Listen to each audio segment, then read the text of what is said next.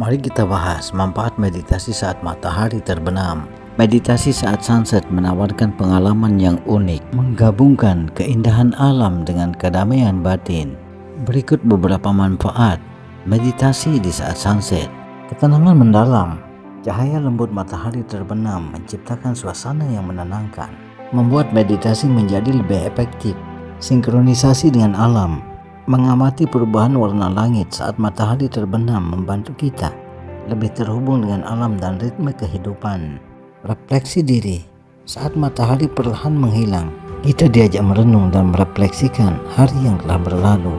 Meditasi saat sunset dapat membantu mengurangi hormon stres kortisol dan meningkatkan produksi endorfin. Peningkatan kualitas tidur. Meditasi sebelum tidur dapat membantu menenangkan pikiran dan mempersiapkan tubuh untuk istirahat yang nyenyak. Tips meditasi saat sunset. Cari tempat yang tenang. Pilihlah tempat yang tenang dan bebas gangguan, seperti pantai, taman, balkon rumah, atau ruangan khusus. Fokus pada pernapasan. Arahkan perhatian pada napas masuk dan keluar. Rasakan udara mengisi paru-paru dan meninggalkan tubuh. Amati sekitar. Perhatikan keindahan alam di sekitarmu, warna-warna langit, suara ombak, atau dedaunan yang tertiup angin.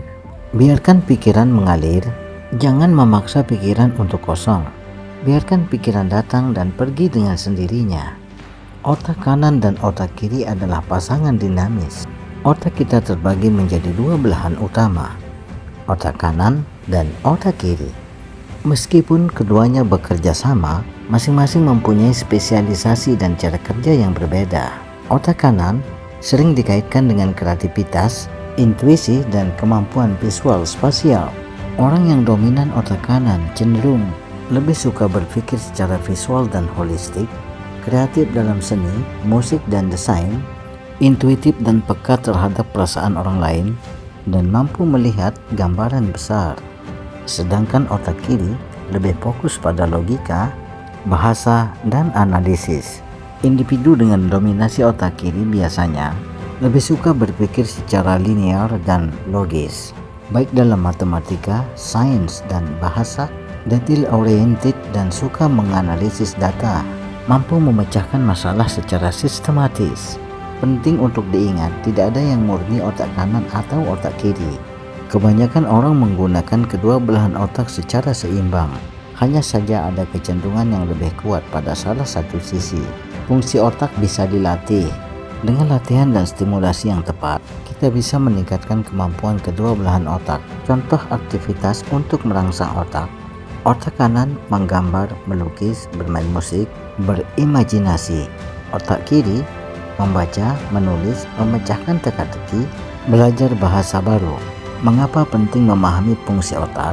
Memahami perbedaan fungsi otak kanan dan kiri dapat membantu kita mengembangkan potensi diri.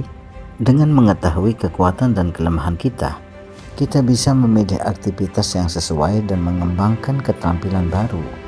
Meningkatkan kinerja.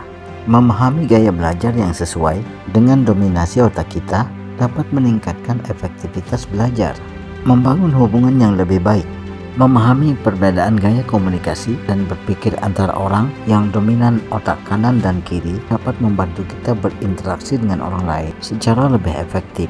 Kesimpulan, otak kanan dan otak kiri adalah dua belahan yang saling melengkapi.